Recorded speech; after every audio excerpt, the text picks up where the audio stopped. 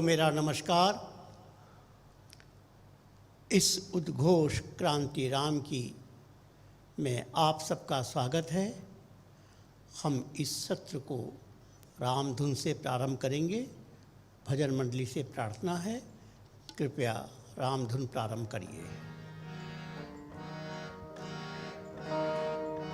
श्री राम जय जय राम। श्री राम जय जय राम। श्री राम जय जय राम। श्री राम जय जय राम। श्री राम जय जय राम। राम जय जय राम। श्री राम जय जय राम। श्री राम जय जय राम। श्री राम जय जय राम। श्री राम जय जय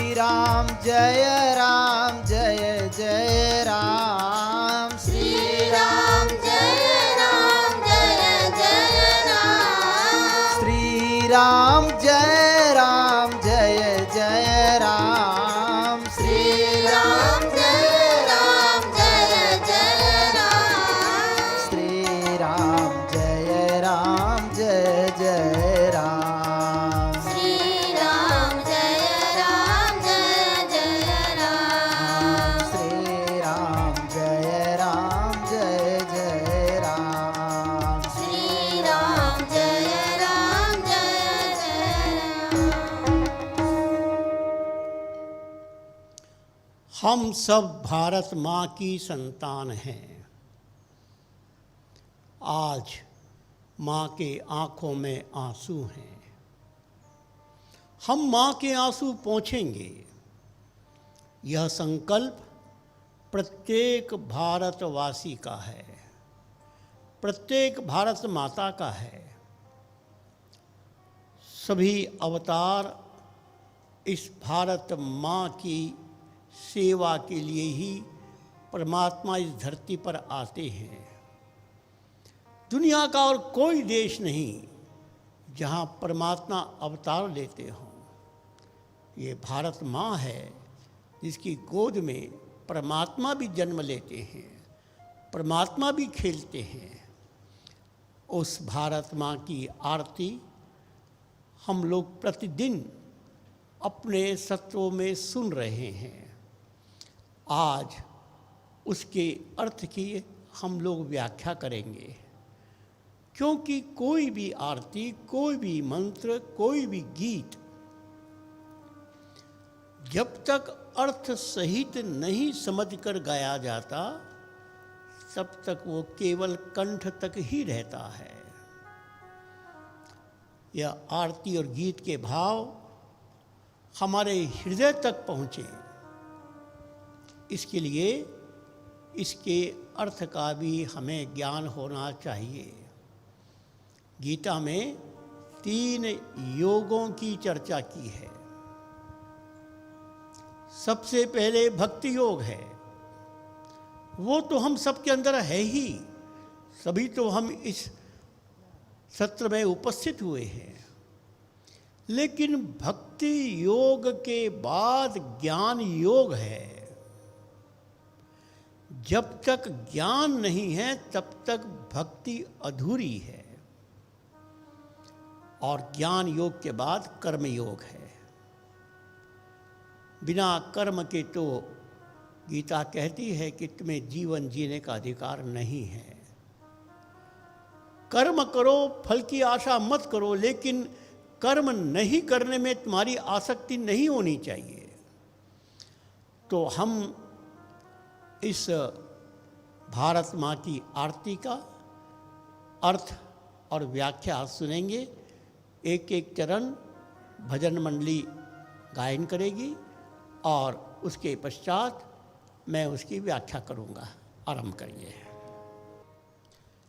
एक भक्त भगवान की प्रतिदिन पूजा करता है। हमारा भगवान ये भारत माँ है।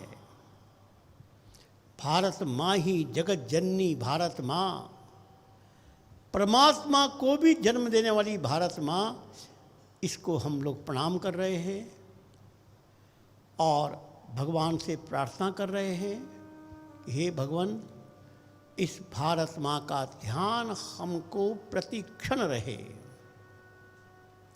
कोई भी पुत्र अपनी माँ के बारे में यह भावना रखता ही है। एक उदाहरण देता हूँ। दो मित्र थे, नगर में पढ़ने के लिए गांव से आए थे। दोनों ने छुट्टी के दिन सिनेमा की टिकट लेकर एक साथ सिनेमा जाने का प्रोग्राम बनाया। शाम को 5 बजे वो लोग निकलने वाले थे। पहला मित्र जब दूसरे मित्र के पास सिनेमा के लिए जाने के लिए प्रस्तुत हो रहा था, 5 मिनट पहले दूसरे मित्र के घर से टेलीफोन आया कि माँ बहुत बीमार है, माँ तड़प रही है, माँ तुमको याद कर करके रो रही है।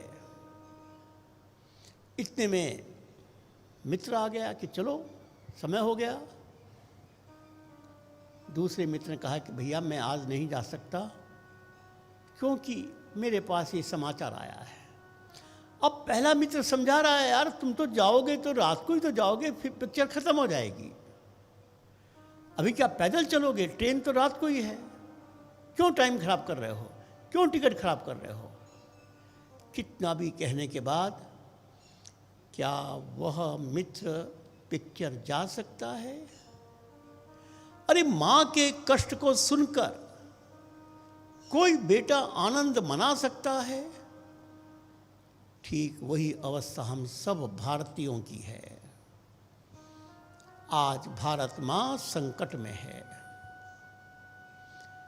इस भारत माँ का एक बार विभाजन हो गया और दूसरी बार विभाजन दरवाजे पर खटखटा रहा है। जब 1947 में भारत का विभाजन हुआ था,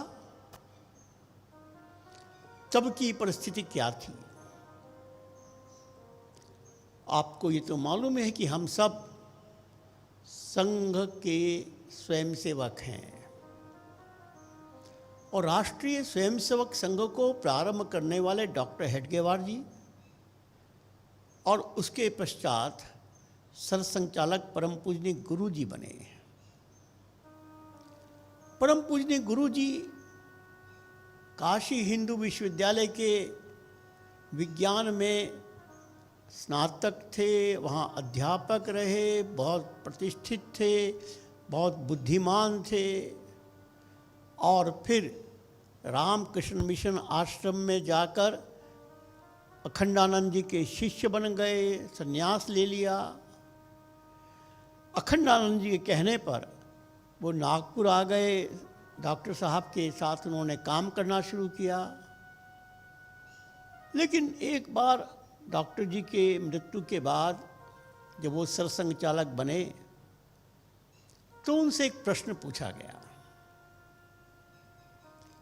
कि गुरु जी, आप तो बहुत विद्वान थे, आप तो प्रोफेसर थे, डॉक्टर हेडगेवार जी के चरणों में आपने अपना जीवन अर्पित क्यों किया? अब श्री गुरु जी ने जो उत्तर दिया वो उत्तर हम सब श्रोताओं के लिए एक आदर्श है। गुरु जी ने कहा कि डॉक्टर जी के अंतिम समय में सेवा का अवसर मुझे मिला था। और डॉक्टर जी अधिकांश समय में मूर्छित अवस्था में पहुंच जाते थे, कामों में चले जाते थे, उनको होश नहीं रहता था, बीमारी ऐसी थी। और जब वो मूर्छित अवस्था में जाते थे, रात हो दिन हो, वो बड़बड़ाते रहते थे, बोलते रहते थे। क्या बोलते थे? अरे 1940 आ गया, देश का विभाजन होने वाला है, पात्रो जी को मैंने भेजा है और वो अभी संघ मजबूत नहीं हुआ, विभाजन नहीं रुकेगा, और रोने लग जाते थे। मैं सोचता था कि जो व्यक्ति मूर्छित अवस्था में भी भारत मां के लिए रो सकता है, उससे बड़ा संत और कौन हो सकता है। अरे जो अपने मोक्ष के लिए बात करे वो संत तो बहुत हैं, लेकिन जो भारत मां के मोक्ष की चर्चा करे उससे बड़ा संत कोई नहीं। इसलिए मैंने अपना जीवन उनके चरणों में अर्पित कर दिया। और बात भी सही थी, 1940 में ही पाकिस्तान का बिल पास हो गया था कांग्रेस की सभा में, और जिन्ना का खेल शुरू हो गया था। गांधी जी और नेहरू जी उनको समझाने में लगे थे, वो मानने वाला नहीं था। और डॉक्टर जी उसी व्यथा में मानो 1940 में ही विदा कर जाते हैं। सन 47 में जब देश का विभाजन हुआ तो प्रत्येक संघ का स्वयंसेवक रोया था। क्यों रोया था? वो भारत मां की मूर्ति के सामने खड़े होकर कहता था, मां तुमको हमने भगवान मानकर पूजा की है, लेकिन तुम्हारे दोनों हाथ कट रहे हैं, हम नहीं रोक पा रहे हैं, क्योंकि मां हमारी उम्र ही क्या है, अभी 20-22 साल हुए, अभी संघ शुरू हुए, सब नौजवान हैं, हम नहीं रोक पाए मां तुम्हारे विभाजन को। यह कहकर हर स्वयंसेवक रोया था। लेकिन मित्रों, आज संघ लगभग 100 वर्ष का हो गया और पुनः भारत मां के विभाजन की काली घटाएं हमको दिख रही हैं। पूर्व में बंगाल और पूर्वोत्तर को बांग्लादेश में मिलाने की सारी षड्यंत्र बन गए हैं। संघ के एक वरिष्ठ अधिकारी ने एक पुस्तक लिखी है अपने तथ्यों के आधार पर, जिसमें उन्होंने लिखा है कि एक बड़ा बांग्लादेश बनाने का षड्यंत्र रच लिया गया है। उत्तर में कश्मीर वह तो संकट में है ही, और दक्षिण के सारे प्रदेश मानव विद्रोह के रास्ते पर हैं। और इसलिए आज प्रत्येक भारत मां के संतान को अपने से पूछना पड़ेगा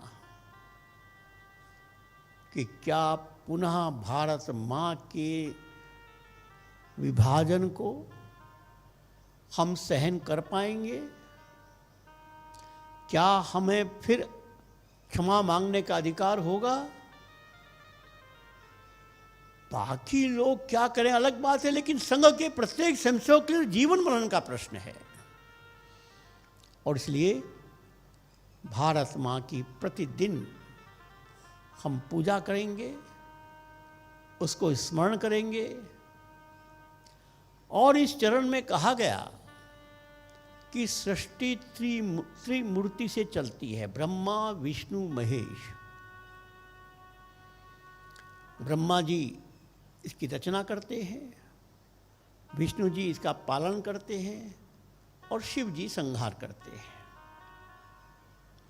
और तीनों की पत्नियां ये इस देश के व्यवस्था का काम करती हैं। ब्रह्मा जी की पत्नी सरस्वती, विष्णु जी की पत्नी लक्ष्मी, और शिव जी की पत्नी पार्वती या दुर्गा। परमात्मा ने इस दुनिया को व्यवस्था करने के लिए इन तीनों को 3 प्रकार का डिपार्टमेंट दिया है। लक्ष्मी जी को फाइनेंस, अर्थव्यवस्था, अर्थ मंत्री बनाया। सरस्वती जी को एजुकेशन, शिक्षा मंत्री बनाया। और दुर्गा जी को डिफेंस, सुरक्षा मंत्री बनाया। ये तीनों की पूजा से ही कोई देश आगे बढ़ता है। जब तक मां लक्ष्मी, मां सीता, मां दुर्गा का समन्वय नहीं, न तो मां देश का विकास होगा और न ही देश की रक्षा होगी। इसलिए इस चरण में ये कहा गया है कि इन तीनों की पूजा से ही सुख और संपत्ति मिल सकती है। लेकिन इसमें भी एक कठिन बात और है। मां लक्ष्मी और मां सरस्वती के उपासक इस देश का विकास करते हैं और मां दुर्गा के उपासक इस देश की रक्षा करते हैं। मां दुर्गा का वाहन शेर है, भारत माता का वाहन शेर है। जब तक भारत मां की रक्षा नहीं होगी, विकास किसका करोगे? और विकास का तो कोई अंत नहीं है। हमारे देश में ये ठीक है कि दुनिया के बाकी देशों की तुलना में हम विकास की गति से पीछे हैं, लेकिन तो भी प्रगति हो रही है। संकट है देश की रक्षा पर, संकट है देश का पुनर्विभाजन न हो इस पर। और इसके लिए दुर्गा के उपासक अर्थात शिव और भवानी के उपासक संतान अर्थात शिव समाज, वनवासी समाज, ये गरीब समाज, ये गांव में रहने वाला समाज, ये शबरी बस्ती में रहने वाला समाज, यही दुर्गा का उपासक है और यही इस देश का रक्षक है। इसलिए हम सबको भारत मां की रक्षा के लिए आज इन दुर्गा उपासकों का मनोबल बढ़ाना है। ये लक्ष्मी उपासक, ये सरस्वती उपासक, ये वैष्णव समाज जब शिव समाज को सम्मान देगा, शिव समाज को प्यार करेगा, तब देश की रक्षा होगी। हमने सुना प्रभु राम ने शिव समाज के बारे में क्या कहा। इसलिए मित्रों, आज की परिस्थिति में आप में से जो नगरीय समाज है, उसका एक ही कर्तव्य है कि इस शिव समाज को सम्मान करो, प्यार करो। और जो शिव समाज है, उसका एक ही काम है कि प्रत्येक परिवार हनुमान परिवार बनना चाहिए। प्रत्येक परिवार का युवा ये हनुमान बनना चाहिए। प्रत्येक 10 परिवार में एक हनुमान या शिव ब्रिगेड बनना चाहिए। तब जाकर इस देश की रक्षा होगी। तो भारत मां की इस आरती में हमको यह संदेश मिल रहा है कि हमको इस मां की आरती उतारने लायक बनने के लिए अब एक ही मार्ग है। शिव समाज को जगाओ, शिव समाज को प्यार करो। नगरीय समाज अपना काम करेगा, भारत या ग्रामीण समाज अपना काम करेगा। दोनों के समन्वय में ही देश सुखी बनेगा। हम सब संपत्ति के मालिक बनेंगे, देश रक्षित होगा। इस चरण की इस व्याख्या को हम सब अपने मन में स्थापित करें, यह मेरी प्रार्थना। दूसरा चरण।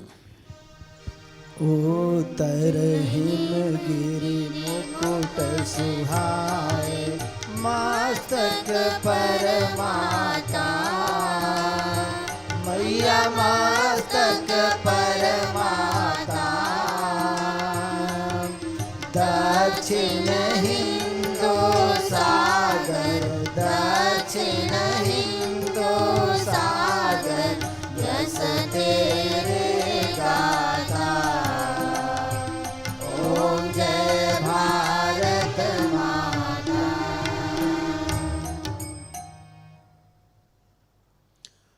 उत्तर हिमगिरि मुकुट सुहाए। भारत के उत्तर में मुकुट बना हुआ कश्मीर आज भारत की मुकुट पर ही प्रहार हो रहा है। अरे जिस हिमगिरि को, जिस हिमालय देवता को भारत की रक्षा के लिए परमात्मा ने जन्म किया था, वो हिमालय ही आज आक्रांत है, हिमालय ही रो रहा है।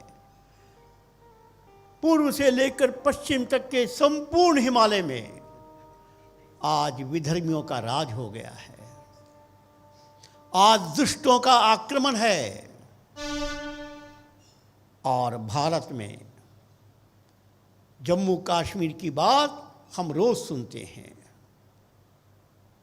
जम्मू कश्मीर ये भारत माँ का मस्तक है।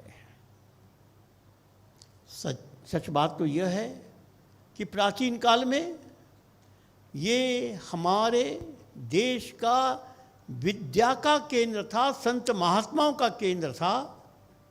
हिमालय की गुफाएं तपस्वी ऋषियों का स्थान था। लेकिन आज वो दुष्टों का स्थान बन गया है। अब पुनः वही प्रश्न है, यदि तुम भारत माँ की सेवा करना चाहते हो तो भारत माँ की मुकुट की रक्षा करो। और वो रक्षा करने के तुमको तलवार लेकर नहीं निकलना है, तुमको अपने घर में रहकर ही हिंदू समाज का मनोबल बढ़ाना है, हिंदू समाज का संगठन करना है, हिंदू समाज को संगठित लोकमत जागृत करना है। आज ये कश्मीर की समस्या क्यों बनी है? इसका इतिहास यह है कि जब हमारा देश आज़ाद हुआ, कश्मीर एक स्वतंत्र राज्य था। हमारे देश में लगभग 550 रियासत थे। अंग्रेजों ने चालाकी करके देश को आज़ादी देते समय सारे रियासतों को छूट दे दी कि तुम चाहो तो भारत के साथ रहो, चाहो तो पाकिस्तान के साथ रहो। सरदार वल्लभ भाई पटेल उस समय गृह मंत्री थे, नेहरू जी प्रधानमंत्री थे। तो सरदार वल्लभ भाई पटेल ने सारे देश की छोटी छोटी रियासतों को किसी को समझाकर, किसी को डराकर, किसी को धमकाकर भारत में विलय करा दिया। केवल 2 रह गए थे, एक हैदराबाद का निजाम और दूसरा कश्मीर के हरि सिंह जी। निजाम ने पाकिस्तान के साथ जाने का मन बना लिया था। निजाम में तिरंगा झंडा, भारत के तिरंगा झंडा के पश्चात वहां फहराया गया था। और निजाम ने जिन्ना के समान इस हैदराबाद अर्थात आंध्र प्रदेश में हिंदुओं पर अत्याचार करने के लिए योजना बना ली थी। एक रजाकार योजना शुरू हुई।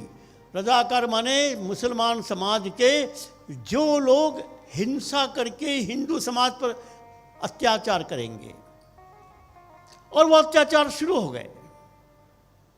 लेकिन सरदार पटेल तो सरदार पटेल थे। उन्होंने तुरंत सेना को आदेश दिया, चलो हैदराबाद की ओर।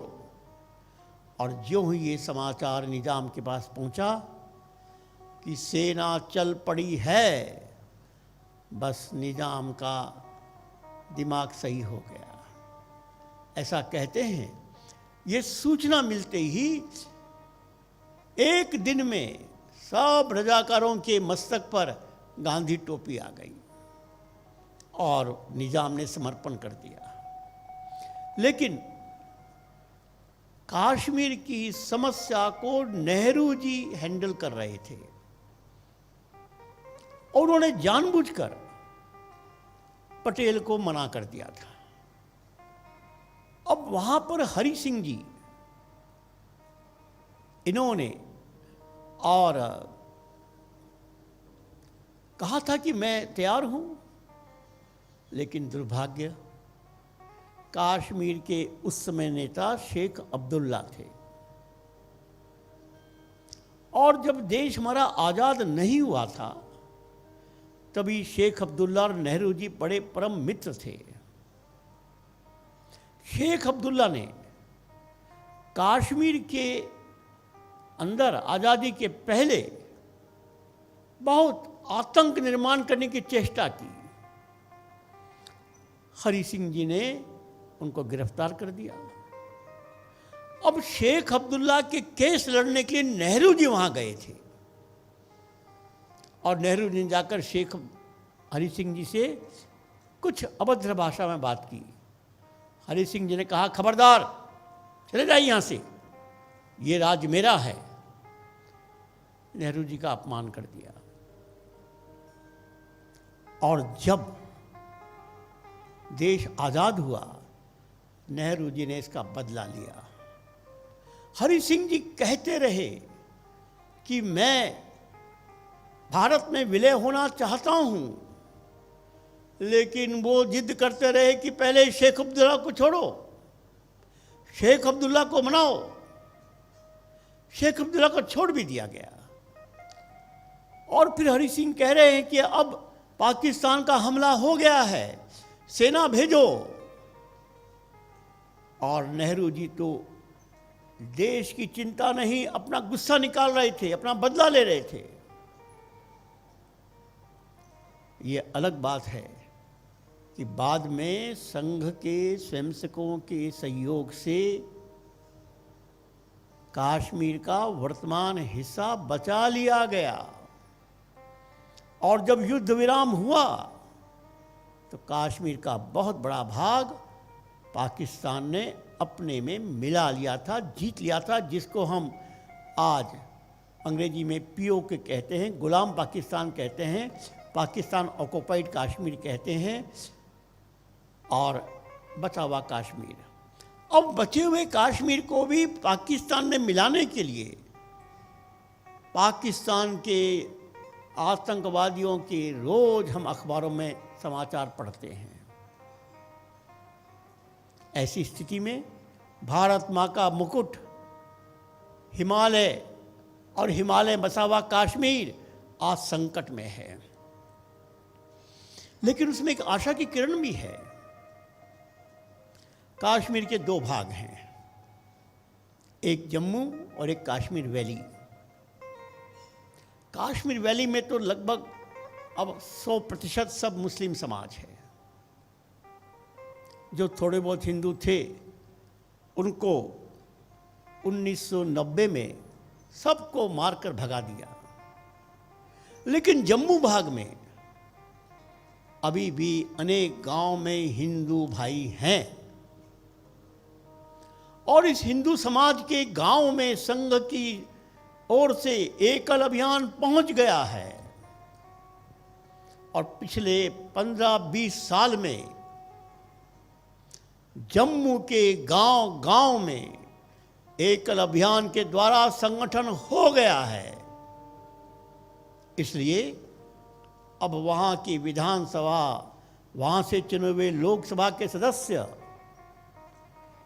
अब हिंदू समाज से चुने जाते हैं, क्योंकि हिंदू समाज को जगाने का काम एकल अभियान ने किया। इतना ही नहीं, कश्मीर वैली में भी हमारे लगभग 400 एकल विद्यालय चल रहे हैं। लगभग 8-10 साल पहले जब वो विद्यालय आरंभ किए गए थे, बहुत लोगों का ये मत था कि आप क्या कर रहे हैं, विद्यार्थी मुसलमान, पढ़ाने वाले मुसलमान, सब मुसलमान, और आप वहाँ पर विद्यालय खोल रहे हैं। हमने कहा हमारी चिंता भारत माँ है और भारत माँ को बचाने के लिए हम सब कुछ करेंगे, और इसलिए हमने वहाँ पर एकल विद्यालय प्रारंभ किए। लेकिन आपको मालूम है मित्रों कि इस एकल विद्यालय का परिणाम क्या हुआ?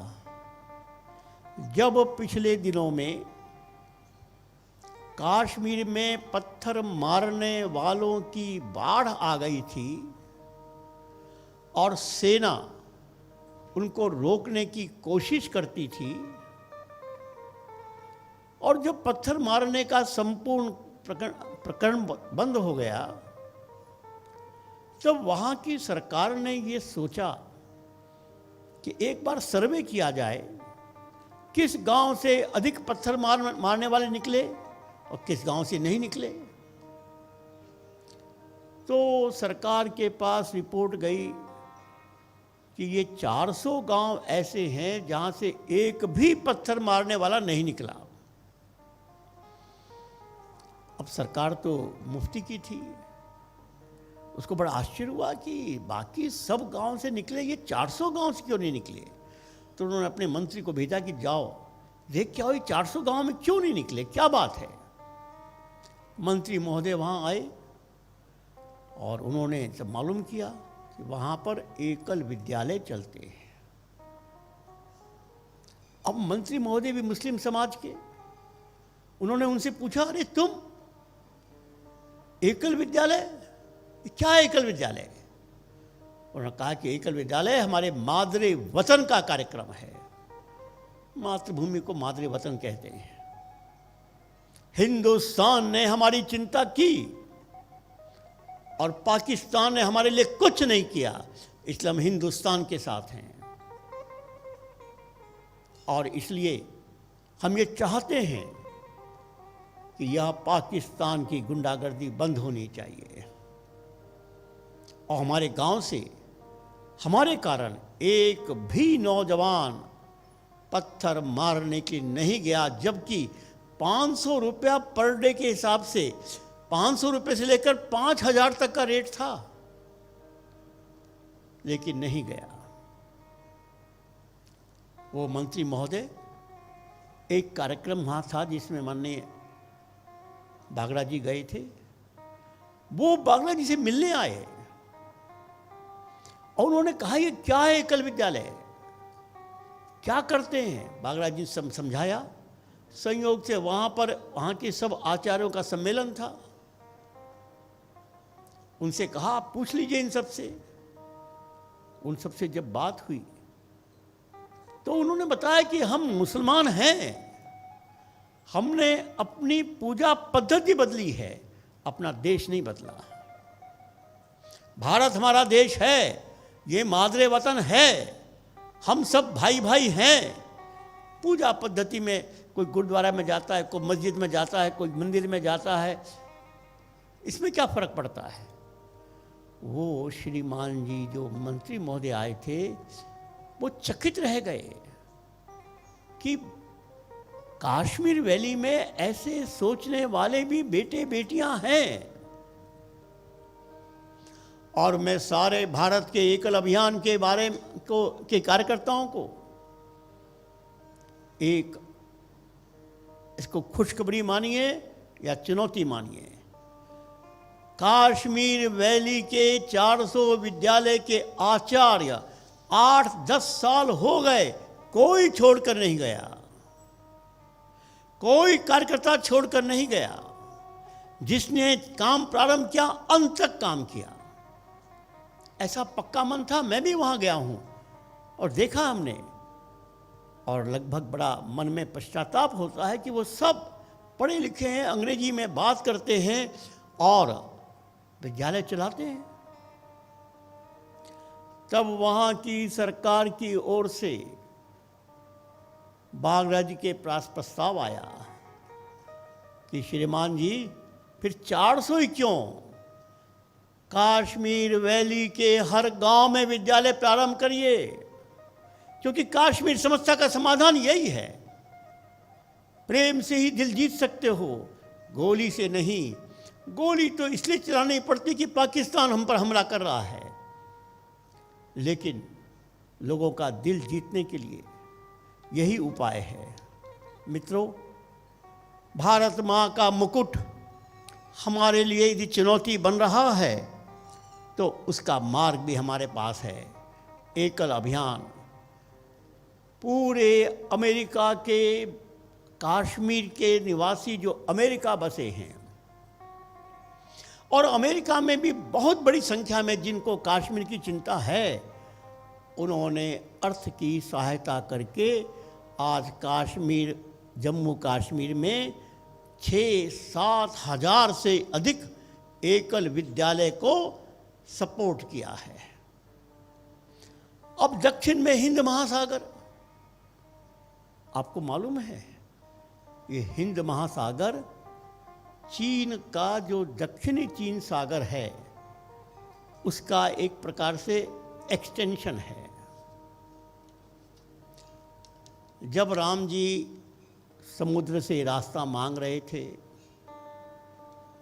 3 दिन प्रार्थना करने के लिए राम जी बैठे थे और समुद्र नहीं माना, तो राम जी ने गुस्से में कहा, बिन भय होई न प्रीति, और धनुष उठा लिया, बाण चढ़ा लिया और एकदम समुद्र को लगा कि सारा समुद्र सूख जाएगा। समुद्र के सारे जीव जंतु कलमला गए और समुद्र हाथ जोड़कर प्रकट हो गया। समुद्र ने क्षमा मांगी और समुद्र ने कहा कि प्रभु आपको जो करना बताइए, मैं सब सहायता करता हूँ। फिर उसने मार्ग बताया कि आपके यहाँ नल नील है, उनको विश्वकर्मा जी का आशीर्वाद है, जिस भी पत्थर को वो छू लेंगे वो तैरेगा, आप पुल बनाइए और मैं भी आपकी सहायता करूँगा। लेकिन राम जी ने कहा कि मैंने तो बाण चढ़ा दिया तो वापस नहीं जा सकता, ये बाण मैं कहाँ छोड़ूं। समुद्र कहता है कि मेरे उत्तर में मेरे कुछ दुश्मन रहते हैं, उन पर बाण छोड़िए। अब देखो, अब उस समय के समुद्र ने क्या बोला ये बात अलग है। आज का समुद्र में हिंद महासागर के उत्तर में चीन सागर है और आज भी चीन हमारा दुश्मन बना हुआ है। उस समय भी दुश्मन था, आज भी दुश्मन है। और ऐसा कहते हैं कि राम जी ने अपना बाण उत्तर की ओर, जो समुद्र के दुश्मन थे उनको छोड़ा, उनको प्रहार किया। आज भी वो अवसर है और इसलिए दक्षिण का महासागर, इसको भी यदि हमें सुरक्षित रखना है, भारत माँ के चरणों में यदि हमें पुष्प चढ़ाना है, पूजा करना है, तो दक्षिण को बचाना होगा। आज दुर्भाग्य है, हमारे दक्षिण में श्रीलंका, कभी चीन समर्थक सरकार आती है, कभी श्रीलंका की राष्ट्रवादी सरकार आती है और चीन समर्थक सरकार से चीन ने बहुत सुविधाएं लेकर उसको लोन दे देकर वहाँ अपने सैनिक अड्डे बनाने की व्यवस्था कर ली है। वहाँ पर समुद्र पर और अनेक प्रकार के जमीन लेकर व्यवस्था कर ली है। और दक्षिण भारत विचार करो, ये तमिलनाडु, ये केरल, ये आंध्र, ये तेलंगाना, मैंने 4 प्रांतों के नाम लिए। इन चारों प्रांतों की आज की राजनीतिक सामाजिक अवस्था पर जरा विचार कीजिए। एक प्रकार से चारों राज्य मानसिक रूप से भारत से अलग हो गए हैं।